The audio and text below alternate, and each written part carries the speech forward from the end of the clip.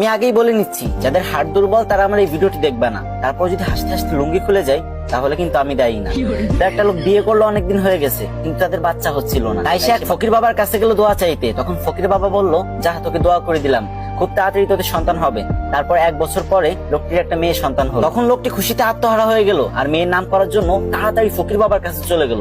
আর ফকির বাবা তখন ধ্যানমগ্ন ছিল, আর তখন তার ধ্যান ভেঙে গেল আর সে রেগে মেগে বলল, ধুর বাল। তখন লোকটি ভাবলো, ফকির বাবা মনে হয় আমার মেয়ের নাম বাল রাখতে বলছে।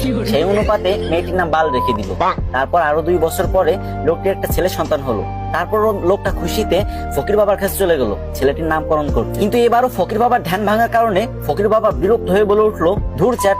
তখন লোকটি ভাবলো, ফকির বাবা মনে হয় আমার ছেলের নাম চ্যাট রাখতে বলছে, তাই সেই অনুপাতে ছেলের নাম চ্যাট রেখে দিল। তারপর আবার কিছুদিন পরে লোকটির একটি ছাগলের বাচ্চা হলো, আর সেই লোকটি ছাগলের বাচ্চা নামকরণ করার জন্য ফকির বাবার কাছে চলে গেল। কিন্তু তখন ফকির বাবা একদমই ধ্যানমগ্ন ছিলেন না, আর যখন দেখলো ছাগলের নামকরণ করার জন্য তার কাছে আসছে, তখন সে প্রচন্ড রেগে গেল আর বলল, তুই একটা ছাগলের নামকরণ করার জন্য আমার কাছে আইসোস, যা তো ছাগলের বাচ্চার নাম পুটকি রেখে দিল। তারপর ছাগলের বাচ্চার নাম পুটকি রেখে দিল। তারপর ছেলে মেয়ে বড় হলো। তারপর লোকটি তার মেয়ের জন্য বিয়ে ঠিক করলো। কিন্তু যখন মেয়েটির জামাই বিয়ে বাড়িতে পা রাখলো, তখন সবাই চিৎকার করে বলতে লাগলো, এই বালের জামাই আইছে, বালের জামাই আইছে, তাড়াতাড়ি ওরা বরণ কর, আমার বালের জামাই আইছে।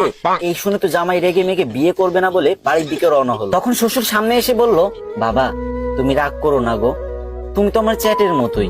এটা শুনে তো জামাই আরো রেগে গেল আর বিয়ে করবে না বলে আবারও বাড়ির দিকে রওনা হলো। ঠিক তখন শ্বশুর মশাই এসে জামাইয়ের হাত ধরে বলল, বাবা ও বাবা, তুমি আমার পুটকির 1 টুকরা মাংস না খেয়ে কোথাও যেতে পারবা না বাবা।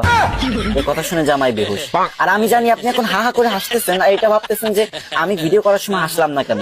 আরে ভাই, 2টা বড় বড় লাইটের সামনে ভিডিও করার যে গরম সহ্য করা যায় না ভাই, পুরো ঘেমে গেছি। এত কষ্ট করে আপনাদের জন্য ফানি ভিডিও বানাই আর আপনারা শেয়ার করেন। যদি মন চায় তাহলে এই ছোট ভাইয়ের ভিডিওটা একটা শেয়ার করে কমেন্ট বক্সে বলে যান, আমিও দেখবো আমাদের কে কে ভালোবাসে।